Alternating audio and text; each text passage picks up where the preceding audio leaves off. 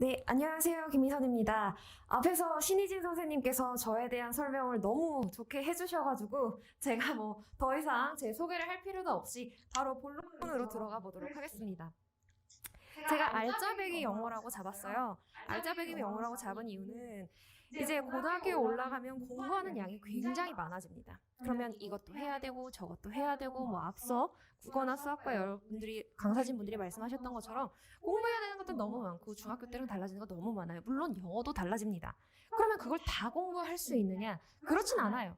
정확하게 나한테 필요한 게 무엇인지를 알고 그 다음에 정확하게 나한테 필요한 그 부분만 쏙쏙 골라서 그것들을 활용할 수 있는 공부를 하셔야 됩니다. 똑똑하게 공부를 하셔야 되거든요. 그래서 그 부분을 바로 말씀드리도록 하겠습니다. 아이고. 네, 됐네요. 크게 두 가지 파트로 나눠서 말씀을 드릴게요. 첫 번째, 고등학교 영어는 어떻게 얼마나 다를까? 중학교 때랑 어떻게 얼마나 다를까? 그 다음에 두 번째, 그렇다면 김미선 너가 가르치는 영어는 도대체 뭐가 달라서 너 수업을 들었을 때 어떤 다른 결과가 나오는데 그 부분을 말씀드리고자 합니다. 고등학교 영어는 어떻게 얼마나 다를까? 우리 아이는 어떻게 공부해야 될까? 나는 어떻게 공부해야 될까? 내가 앞으로 고등학교를 갈 건데 고등학교 영어 너무 무섭다. 영어 내신 벌써부터 포기할 수 없는데 그래도 준비를 해야 되는데 어떻게 하지? 내가 고등학교 1학년을 보냈다. 이제 2학년인데 1학년과는 좀 다른 성적을 보고 싶다. 그런 분들한테 필요한 말입니다. 눈에 띄는 차이점 말씀드릴게요. 자, 중등 영어 내신은요. 집중력 있는 짧은 시간으로 최대의 효과를 낼 수가 있습니다. 이 얘기는 무슨 얘기냐면 중학교 때는 2, 3주 전에 벼락치기가 가능하다는 얘기예요. 아이들이 공부 안 하고 팽팽팽팽 놀다가 한 2, 3주 전에 갑자기 나 오늘부터 공부할 거야 이러면서 2주 동안 빡세게 공부를 해요. 그게 가능했습니다. 자, 근데 고등 영어 내신은 그게 가능할까요? 가능하지 않습니다. 본인의 기본 영어 실력이 어느 정도 베이스가 탄탄하게 쌓여 있고 그것을 바탕으로 하나하나 빌드업을 해 나가야 되는 거지. 내가 그냥 2주 남았다 지금부터 시작 끝나요. 그건 안 돼. 4주 남았다 지금부터 시작. 그게 아닙니다. 고등학교 영어는 계속해서 하는 거예요. 영어 내신이니까 내신 기간에만 해야지? 아니에요. 방학 때부터 내신 기간 내내, 그 다음 방학 때, 그 다음 내신 기간 이 사이클을 끊임없이 계속 타셔야 되는 겁니다. 오케이? 자, 그러면 중학교는 어떻다고요? 짧은 시간 가능했다. 그게 왜? 교과서 위주의 시험범위라서요. 교과서 위주란 얘기는 교과서가 메인, 그 다음에 학교별로 유인물이 좀 있어요. 근데 유인물이 진짜 양이 이만한 거? 아니고요. 엄청 어려운 거? 아니고요. 학교 선생님별로 생각하시는 주요 기본 문법에 대한 그런 유인물이 좀 나옵니다. 그렇다는 얘기는 이게 다예요. 교과서가. 근데 그 분량도 이과 분량의 시험 범위거든요. 그럼 이게 얼마나 되느냐? 한 과당 얘네들이 외워야 되는 단어가 300개에서 350개 정도밖에 안 됩니다. 그 정도 되는 단어를 그렇게 쉬워요. 단어가. 그 단어만 잘 외우고 학교에서 시키는 대로 그 문장만 띵띵띵띵 외우면 웬만큼 성적이 잘 나왔어요. 그러니까 항상 학부모님들 말씀하세요. 우리 애가 중학교 때 영어 참 잘했는데 우리 모두 잘했어요. 못한 사람이 없었어요. 그때는. 우리 모두 영어 좀 하는데 나는 그래도 영어가 제일 쉬워 라고 할 수 있었던 학생들이 있었다고요. 자, 그런데 이게 고등학교 때로 넘어오면 교과서 당연히 나오죠. 학교 부교재 당연히 나옵니다. 이 학교 부교재가 뭐냐면 학교에서 설정하는 뭐 외부 부교재 있잖아요. 뭐 신사고에서 나왔다던가 능률교재라던가 이러한 수능형 지문이 들어가 있는 부교재를 설정합니다. 혹은 학교 자체에서 만든 수능형 지문이 들어간 부교재를 설정을 해요. 자, 근데 거기서 멈추지 않고 추가 프린트가 있습니다. 추가 프린트, 문법 프린트가 될 수도 있고요. 갑자기 테드 지문을 줄 수도 있고요. 갑자기 CNN 지문을 줄 수도 있고요. 갑자기 방탄소년단의 UN 연설문을 줄 수도 있어요. 고등학교는 그래요. 자, 근데 거기서 멈추지 않고 또 뭐가 있냐면요. 모의고사가 있어요. 참 쉽죠? 이렇게 말씀하십니다. 2020년 고2 3월 모의고사 들어간다. 그러면 18번부터 45번까지 지문 중에 거의 20지문이 다 나온다는 얘기예요. 이러저러한 애들 빼고 20지문이 추가적으로 나옵니다. 범위가 엄청나죠? 이거 단순 암기 가능할까요? 불가능합니다. 변형 문제가 나와요. 여기서 멈추는 것이 아니라 변형 문제가 나와요. 거기다가 외부 문항이 나와요. 외부 문항이란 얘기는 본인들이 알려줬었던 이 범위 이외에 완전 새로운 지문에 새로운 문제를 투척합니다. 그러면 시험장에 앉아있는 학생들 입장에서는 와, 이거 뭐냐? 나 이거 모르는데? 이거 나 처음 보는데 뭐지? 당황을 하죠. 당황을 하기 시작하면 그 다음 문제서부터 무너질 수가 있어요. 그런 것들이 있는데 이게 지금 암기로 될까? 되지 않지? 그치? 그 다음에 어법과 어휘가 중요합니다. 당연한 말씀 자꾸 드려서 미안해요. 그런데 어법과 어휘가 절대로 갖춰져 있지 않은 사람들은요, 뭘 쌓을 수가 없어요, 그 위에. 이런 말 많이 하거든요. 쌤, 암기보단 이해죠. 도대체 누가 영어를 암기보다 이해 과목이라고 얘기를 했는지는 모르겠지만 영어는 기본적으로 암기 과목입니다. 암기가 베이스가 되어야 그 이후에 이해라는 것이 가능해요.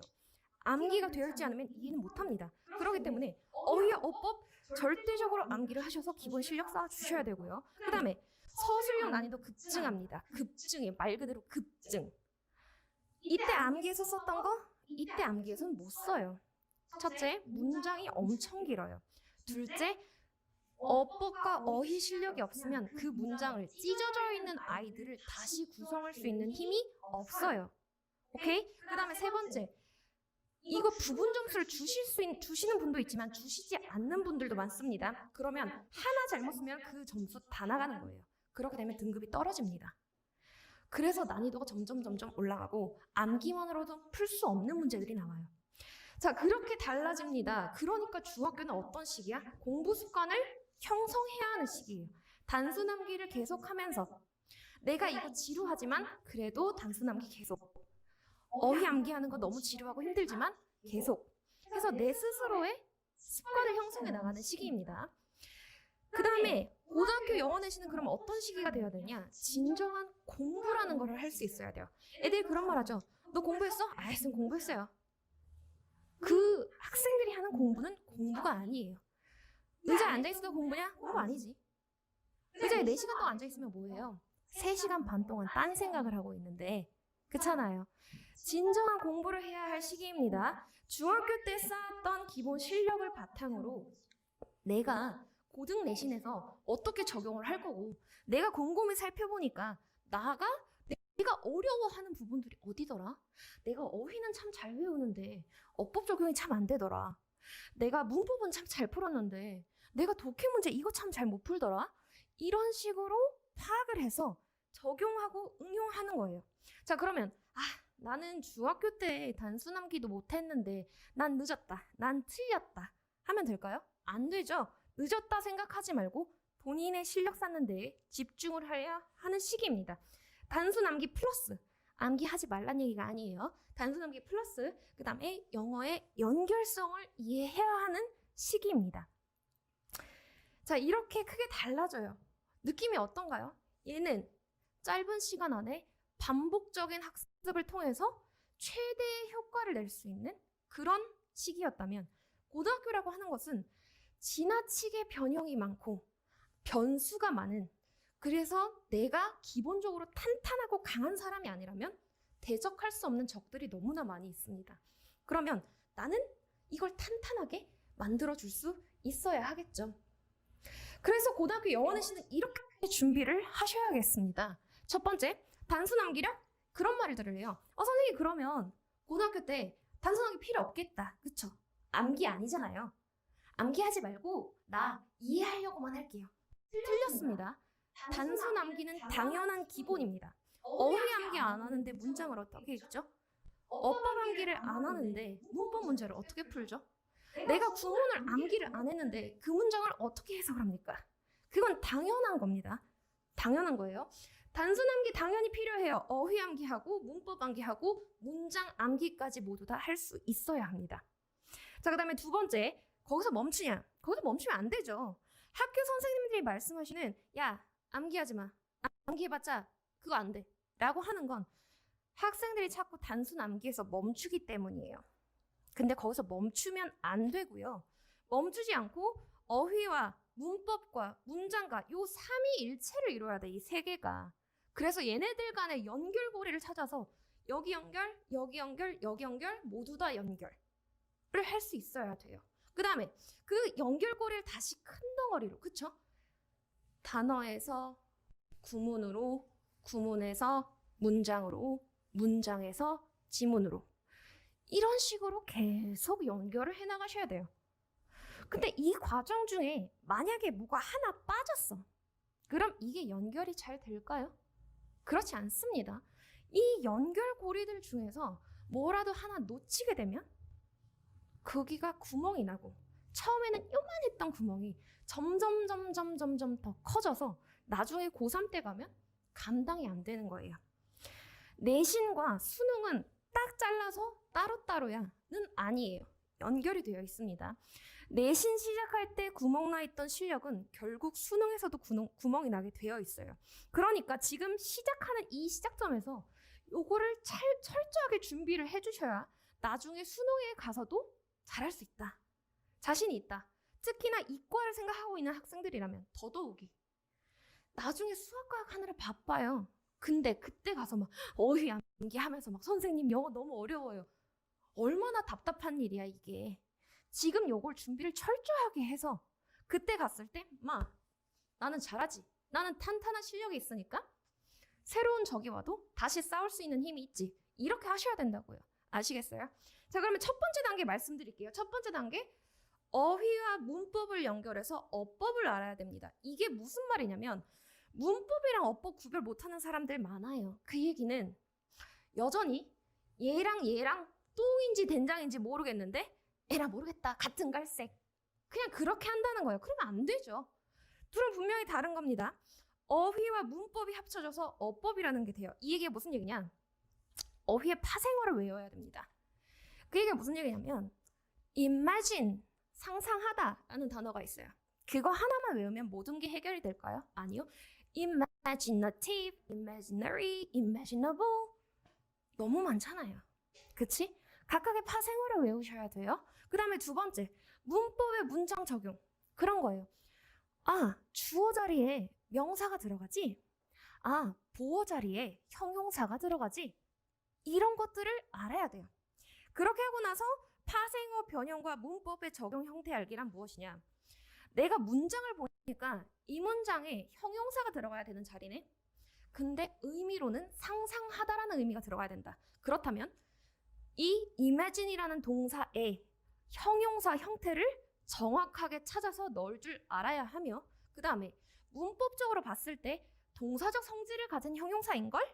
이라는 머릿속에서 답이 나왔다면 다시 imagine에서 돌아가서 거기에 형용사형 ing를 붙여서 현재 분사라던가 혹은 to 부정사로 해서 형용사라던가 이런 식의 변형을 할 수 있어야 된다는 거예요. 복합적인 생각을 할 수 있어야 됩니다. 근데 그게 가장 기본이에요. 그리고 가장 힘들고 어려운 기간이 될 겁니다. 저 때 나가 떨어지면 맨날 문법 수업 반복하는 거예요. 실제로 대치동에도 그러신 분들 많아요. 우리 땡땡이는 중1 때부터 문법 수업을 들었는데 아직도 문법이 완벽하지 못해요. 완벽하지 못한 이유는 방금 저거를 제대로 못하니까.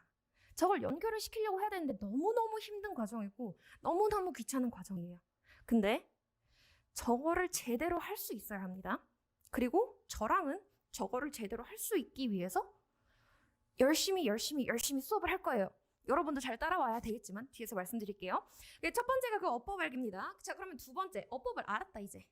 자, 어법을 알았어. 그래서 문장을 조금 읽게 됐어. 그 다음엔 뭐 해야 돼요? 그 어법과 문장을 연결시키는 문장 읽기를 완성하셔야 돼요. 문장 읽기란 무엇이냐? 어법을 문장마다 적용하여 읽기. 그러니까 앞에서 얘기했었던 문법들 하나하나 단계를 거치는 게 아니라 이제 이게 습관이 돼서 문장을 보면 사라락 보이는 거죠. 이거 투부정사, 여기 있다, ing 이거. 이때 이거. 탁탁탁 보이는 거예요. 이제 보이기 시작했어요. 거기다가 그러면 이제 구문 암기를 끼얹습니다. 너가 어느 정도 문법을 알았구나. 그러면 이제 구문을 외워볼까? 예를 들어서 투투용법이라던가 아니면 so then 용법이라던가 아니면 it is said that 어쩌고 저쩌고 변형시키는 거 알아볼까? 이런 구문을 외웁니다. 구문 암기는 왜 필요하냐? 첫째, 내신에 무조건 나옵니다. 내신의 서술형 변형으로 무조건 나오기 때문에 암기를 하셔야 됩니다. 그 다음에 두 번째, 구문을 암기를 해놔야 나중에 수능 지문에서 그 구문을 봤을 때 해석이 어색하지가 않아요. 이걸 만약에 암기를 해놓지 않으면 해석을 굉장히 어색하게 합니다. that 이하라고 말해줬다, 이런 해석을 해요. 그러지 말고 정확하게 이 문법을 알고 그 구문을 암기를 했을 때 자연스러운 해석 흐름이 될 수 있도록 공부를 하셔야겠습니다. 자, 그 다음에 세 번째, 독해력 상승을 통한 지문 읽기 가능이라고 말씀을 드렸는데, 당연히 내가 어휘 외웠고 어법 다 했고 내가 구문 적용까지 다 해서 구문 암기를 했다. 그럼 문장 읽기가 가능하니까 나는 이제 문장이 여러 개 모여도 읽을 수가 있겠죠. 그치? 그렇게 해서 지문 읽기가 가능합니다. 그럼 이제 뭘 해야 되냐? 국어도 마찬가지죠. 글을 열심히 읽었어. 근데 뭔 말인지 몰라. 그러면 읽을 이유가 없죠. 자, 그럼 우리는 이제 문장을 읽게 되었으니 그 지문 전체가 어떤 내용인지를 파악할 수 있어야 됩니다. 거기서 요지가 뭔지를 정확하게 파악할 수 있어야 당연히 주제, 제목, 요지, 주장 문제 풀 수 있고요. 주제가 뭔지를 정확하게 파악할 수 있어야 빈칸 문제를 풀 수 있어요. 오케이? 그 다음에 흐름을 파악할 수 있어야 순서 문제, 사배 문제 풀지. 흐름을 정확하게 파악하고 요지를 파악하고 있어야 흐름과 상관없는 문제를 풀지. 내가 문장을 읽을 수 있는 힘이 있어야 장문 독해를 할 수 있지. 요지를 파악하는 것이 가장 중요합니다. 그래서 지문 자체의 흐름, 내용 파악하면 넘어갑니다. 자, 이제 문장과 지문을 연결을 해요. 그래서 내용을 알아야 돼요. 아, 나는 암기 다 했으니까, 지문 딸딸딸딸딸 암기했으니까 내신할 때 내용 할 필요 없어. 진짜 헛소리예요. 결국 마지막 문제를 못 풀게 됩니다. 이런 학생들은. 암기도 중요하지만 내용을 알아야 돼요. 지문의 흐름을 파악해야 되죠. 그렇다고 물 흐르듯이 이렇게 흐름 파악했다 끝, 이게 아니라 단락별로 각 단락별 주제와, 왜냐면 윗주제랑 밑에 주제랑 미묘하게 다를 수도 있잖아요. 전체 지문을 봤을 땐 환경오염에 대한 얘기지만 첫 번째 지문은 환경오염이 일어났을 때 다음 세대에 미치는 영향, 두 번째는 환경오염이 지금 세대에 미치는 영향. 다르죠? 영어는 그렇게 나누어서 보는 거예요. 정확하게. 그래서 그거를 파악할 거고요. 당연히 단순 암기는 이제 여기서 필요 없습니다. 암기할 것이 없어. 암기는 여기서 끝냈어야 됩니다. 자, 단순 암기는 없고요. 내용 이해만 하시면 됩니다. 근데 이게 되게 쉬워 보이잖아요. 진짜 어려워요. 애들이 되게 요지를 잘 파악할 것 같잖아요. 애들은 요지를 파악을 못해요. 얘들아, 저기 봐, 저기 저 달 좀 봐, 이런 유명한 말 있죠. 저 달 좀 봐 하면 애들이 달을 안 보고 제 손가락을 본다니까요. 선생님 손가락에 그거 뭐예요? 매니큐어예요? 그런다고요. 그런 아이들 다 그러다가 아니야, 저게 달이야 라고 저는 가르칠 겁니다. 단순 암기가 아니라 내용 이해를 할 거고요. 그리고 서술형 문제에 대한 특정 문법을 배우고 적용 가능, 이게 가능해집니다. 여기서 많은 구문과 어법을 다 공부를 했기 때문에 어떤 문장이 나와도 이번 시험 범위에 들어가는 그 특정 문법만 탁 떼서 공부를 하고 그 문장을 여러 번 적용할 수 있게 돼요. 이 세 가지 단계를 거치고 여기까지 왔으니 난 이제 영어 공부 끝, 이게 아니라 이 세 가지 과정을 끊임없이 반복을 하셔야, 그러셔야 내신 성적과 그 다음에 더 나아가 수능 성적까지 연결이 될 수 있는 부분입니다. 자, 이렇게 되고요. 그렇다면 저 김미선의 영어는 어떻게 다를까? 보듬 교육에서는 어떤 수업을 통해서 네가 앞에서 말했던 내용 어떻게 지킬 건데 를 말씀드리겠습니다. 자, 첫 번째, 수업 이름이 강렬하죠? 시발 문법입니다. 발음을 조심해서 주세요. 시발점 할 때 그 시발입니다. The beginning of grammar. grammar의 시작이에요. 자, 그런데 이거는 사실 예비 고1 학생들을 대상으로 해서 한 반만 개설을 할 예정이었는데 중등부 수업에 대한 문의가 너무 많이 있었어요. 그래서 저희 신인 선생님과 논의 결과 같은 내용의 수업이 돼 exercise나 기출문제 접근 혹은 어휘 암기 그 부분만 조금 다르게 해서 중등부 수업을 개강을 하자라고 했습니다. 그래서 첫 번째 10시부터 12시 반 수업에 기존에 있던 것은 예비고1 수업이 맞고요. 저희가 화목 같은 요일에 4시부터 6시 반에 중등부 수업을 개강을 합니다. 그래서 뭐 지금 예비 중1이어도 괜찮고요. 예비 중2여도 괜찮고요. 아니면 예비 중3인데 고1 수업이 아니라 나는 중학교 수업, 요걸 한 번 더 정리를 하고 싶다 라고 하시는 분들, 그분들을 한번 생각해 보시면 되겠습니다. 자, 그러면 이 수업은 뭐냐? 문법을 스스로 구성하는 힘이 부족한 학생이에요. 스스로가 정말 중요한 겁니다. 받아먹기만 해요. 그럼 걔네들은 문장 안에서 이게 뭐야? 너 이거 동명사 뭔지 알아? 너 동명사가 어떤 성질을 가진 줄 알아? 동명사랑 현재분사랑 어떻게 구별할 건데? 물어봤을 때 대답을 못해요. 맨날 앉아서 받아먹기만 했거든. 그런 게 아니라 이 수업은 스스로 구성하는 강의입니다. 백지 테스트를 통해 내용을 완전 습득합니다. 중요한 건 백지 테스트예요. 백지면 얼마나 백지겠어. 그냥 노트 하나 갖고 오셔서 치시면 돼요. 애들이 아무리 백지여도 선생님이 그 큰 말은 주시겠지. 안 줘요. 정말 백지로 칩니다. 제가 이 백지를 치는 이유는 그렇게 쏟아져 내려가는 그 많은 문법적인 지식들을 도대체 네가 네 머릿속에서 어떤 식으로 구성을 할 건지. 물론 나는 공부하기 가장 효율적인 방법으로 개념을 정리해서 너에게 전달을 했지만 너가 너 스스로 머릿속에서 정리한 거 어떤 형태인지 보고 싶어서요. 그래서 만약에 연결고리가 잘못된 게 있다면 짚어주고, 만약에 정말 신박하게 정리를 한 게 있다면 칭찬해주고, 그런 식으로 정리해라 이렇게. 그래서 백지 테스트를 칩니다. 지금까지 있는 모든 수업 중에서 다 백지 테스트를 쳤는데 애들이 정말 싫어해요. 진짜 싫어해요. 너무 싫어하고 욕하고 저한테 엄청 찡찡대고 막 안 오고. 그러니까 이 안 온다는 말이 시험을 치러 안 와요. 제 시험도 치거든요. 이게 통과할 때까지 제 시험을 치는데 제 시험도 안 오고 막 그래요. 저는 끝까지 연락을 하죠. 5번 안 하면 6번 연락합니다. 8번 안 하면 9번 연락하고요. 그럼 결국 오게 돼요. 그렇게 힘들게 공부를 하잖아요. 그러면 잊지를 못해. 얘가 잊고 싶어도 잊어지지가 않아요, 이게. 그래서 그 개념이 꽉 박혀서 어떤 문제가 나와도 맞다, 이거 그거잖아요, 쌤. 그리고 저는 이거 그거잖아요, 쌤 하는 그 아이들의 모습을 보면서 그래, 그렇게 공부하는 거야. 그게 공부지. 라는 그런 뿌듯함을 느끼면서, 하지만 애들을 많이 괴롭히면서 하는 수업입니다. 그래서 품사는 문장 성분의 작용 원리를 해서 문장을 읽기 전 초읽기라고 생각을 하시면 됩니다. 그래서 문법 개념이 문장을 구성하는 모습을 보면서 이 단어가 이렇게 가서 달라지고 이렇게 들어가서 달라지고 문장마다 바뀌는 모습을 보면서 이 문장을 어떻게 구성을 해야 될 것인가를 생각을 해볼 거고요. 그 다음에 고등 문법 기출문제를 통해 개념 다지기라고 했는데, 저 문법 기출문제라고 하는 거는 서술형입니다. 서술형. 그러니까 내신 서술형 기출문제를 이렇게 보면서 내신 유형은 이런 식으로 나오는구나 를 파악을 하시고, 그 다음에 수능 어법 기출문제는 위클리 과제물로 나갑니다. 이거를 수업 시간에 같이 다루면 너무너무 힘이 들어요. 아이들도 힘들어하고 저도 힘듭니다. 그렇기 때문에 위클리 과제물로 줘서 일주일에 50개면 50개, 일주일에 100개면 100개. 많다고 좋은 것이 아닙니다. 너무 많으면 애들이 질려버려요. 그럼 영어를 포기해버려.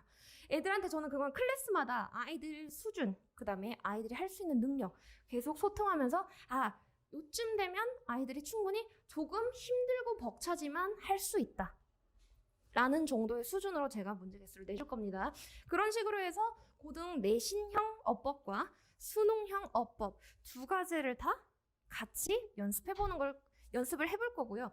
그 다음에 단어 같은 경우는 수능 기출 단어 1200, 이건 자체 제공을 합니다. 그래서 수능 기출 단어를 제공을 할 거고요. 그 다음에 중등부 어휘 교재는 좀 다릅니다. 능률 어원편이고 파생어까지 암기를 하셔야 됩니다. 근데 파생어까지 암기한다 그러면 네, 그냥 별거 아니겠지라고 하지만 파생어가 정말 많아요. 동사 하나에 명사, 형용사, 부사 다 있거든요. 파생어까지 암기를 할 거고요. 그 다음에 요 수업에서 얘기했었던 요 고등 내신 문법 기출문제랑 수능어법 기출문제는 중등부에는 포함되어 있지 않습니다. 그것보다는 기본적으로 이 문법 자체를 습득을 하는 게 중요하기 때문에 조금 더 반복적인 훈련을 할 수 있는 엑서사이즈가 제공이 될 예정입니다. 자, 이렇게 해서 첫 번째 문법 수업이 끝이 났고요. 두 번째 수업은 도전 문법 천재입니다. 도전 문법 천재는 말 그대로 천 문제를 풀 건데 이걸 끝내고 나면 문법 천재가 된다는 얘기죠. 이 부분은 앞에 나온 거에 대한 좀 심화 개념이라고 생각을 하시면 됩니다. 그래서 알고 있던 개념도 이상하게 문제만 보면 뒤죽박죽 되는 사람들이 있잖아요. 그렇죠? 그래서 그 학생들한테 머릿속에 있는 걸 명확하게 정리를 해주기 위해서 이러한 수업을 진행을 하는 거고요. 그 다음에 객관식으로 답을 고르고 끝내는 게 아니라 직접 틀린 부분을 고치면서 내가 이 답이 왜 이렇게 나올 수밖에 없는지, 이 문장에서 이게 왜 들어갈 수밖에 없는지 그걸 찾는 연습을 할 겁니다. 그리고 나서 맞는 선지에 대한 것도 문법 개념을 다시 정리하고 당연히 그 개념은 백지 테스트를 칩니다. 그런 식으로 반복을 하다 보면 애들 스스로가 알아요. 아, 반복적으로 나오는 주요한 문법은 이런 게 있구나. 그 다음에 그 문법이 문제에서 출제될 때 그런 꼴로 나오는구나. 항상 비슷한 꼴로 나오거든요. 그 꼴을 자기가 첫 문제를 풀어보면서 아 이거구나 라고 자연스럽게 터득을 하게 되는 수업이라고 생각하시면 돼요. 그래서 이 모든 것들은 EBS 기출과 학교별 기출로 이루어져 있고 단어는 워드마스터 수능 2000으로 진행을 하도록 하겠습니다. 자, 그 다음 수업은요. 독해 포기 못해. 나는 절대로 독해를 포기 못해 라는 수업인데 이렇게 생겼어요. 문장별로 이렇게 나와 있는데 이 문장들은 모두 다 EBS 고 1, 2 교재에 수록된 문장들이고요. 그 다음에 사전적인 의미가 아니라 문맥적 의미라고 말씀드리는 거는 아이들이 가장 많이 오류를 저지르는 게 뭐냐. 단어를 외울 때 딱 한 가지 뜻만 외워요. 그리고 그 단어 한 가지 뜻으로 모든 문장을 해결하려고 합니다. 그렇게 되면 말이 이상한 것들이 너무 많죠. 그런 것들이 없도록 파생어와 함께 그 문장 안에서 앞뒤 맥락을 따졌을 때 이 단어는 이렇게 해석이 되면 좋겠다 라는 것을 연습을 해볼 겁니다. 그래서 각 구조마다 A, B, C, D 레벨로 접근을 해서 쉬운 문장부터 아주 호흡이 긴 문장까지 연결을 해서 연습을 해볼 겁니다. 그렇게 해서 이제 고난도 문제까지 갈 거예요. 고난도 문제를 풀어보는데 가끔 물어보는 학생들이 있어요. 굳이 왜 이렇게 고난도 문제를 풀어요? 수능에서 이렇게 어렵지 않은데요. 고난도 문제를 푸는 이유는 아무리 어렵고 이해가 안 되는 내용이 나와도 그것을 끝까지 붙잡고 공격적으로 그 문제를 대할 수 있는 힘을 기르기 위해서입니다. 저라고 그 문제가 당연히 똑같이 나올 거기 때문에 그렇게 가르치는 게 아니라 어떠한 어려운 지문이라도 네가 달려들어서 공격적으로 풀 수 있는 능력이 있어야 나중에 어떤 문제가 나오든 쉽게 접근을 하고 문제를 두려워하지 않게 되거든요. 그래서 그 능력을 길러주는 수업이고요. 여기서는 이제 단어를 EBS 수능 복화 1800으로 진행을 하고 있습니다.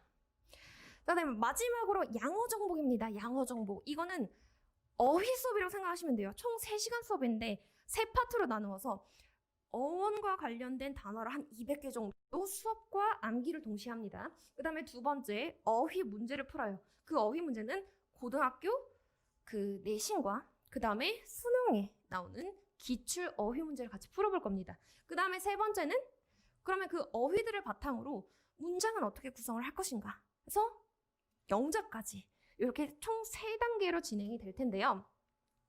사실 어휘 암기랑 그 다음에 어휘 문제 풀기 그 부분은 모두 다 아시는 부분일 것 같아서 살짝 넘어가고요. 저는 이제 영작을 말씀드리고 싶어요. 고등학교 내신 서술형은요. 단어를 주고 한정된 단어를 주고 조건을 던져줍니다. 예를 들어서 단어 5개 던져줘놓고 이 단어 5개는 모두 다 변형이 가능하며 내가 이런 뜻을 줄 테니 이 뜻을 총 16단어로 영작을 해라. 그럼 아이들은 한글 해석을 보고 그걸 영어로 구성할 수 있는 힘도 있어야 되고요. 5단어를 정확하게 잘 배치해서 문법적으로 변형할 수 있는 힘도 있어야 되고요. 그 다음에 거기에 뭔가 구문이 들어가 있는지 없는지 판단할 수 있어야 되고 청킹을 통해서 큰 덩어리로 접근을 할 수도 있어야 됩니다. 정말 복합적인 힘이 필요한 건데요. 그 연습을 할 겁니다. 그래서 해석을 보고 덩어리 짓기를 통해서 내가 영어로 작문을 한다면 어떤 순서로 작문을 해야 되는가를 연습을 해볼 거고요. 그 다음에 조건 영작을 통해 아까 말씀드린 5개 주고 변형해라. 그 다음에 16단어로 만들어라. 그런 조건 영작을 통해서 제한된 환경에서 내가 어떻게 영작을 할 것인가. 살다 온 애들이 가장 많이 실수하는 게 뭐냐면 자기가 생각한 대로 아무 말이나 써요. 그럼 자기는 맞다고 생각해요. 그거를. 내신에서는 절대 먹히지 않는 방법입니다. 원하는 답, 정해진 답이 있으니 그 제한된 조건 안에서 그 답을 정확하게 찔러서 찾아낼 수 있어야 합니다. 그래서 다양한 소재를 활용하여 EBS랑 모의고사 지문을 끌어와서 거기서 이제 문장들을 가지고 와서 연습을 해볼 거고요.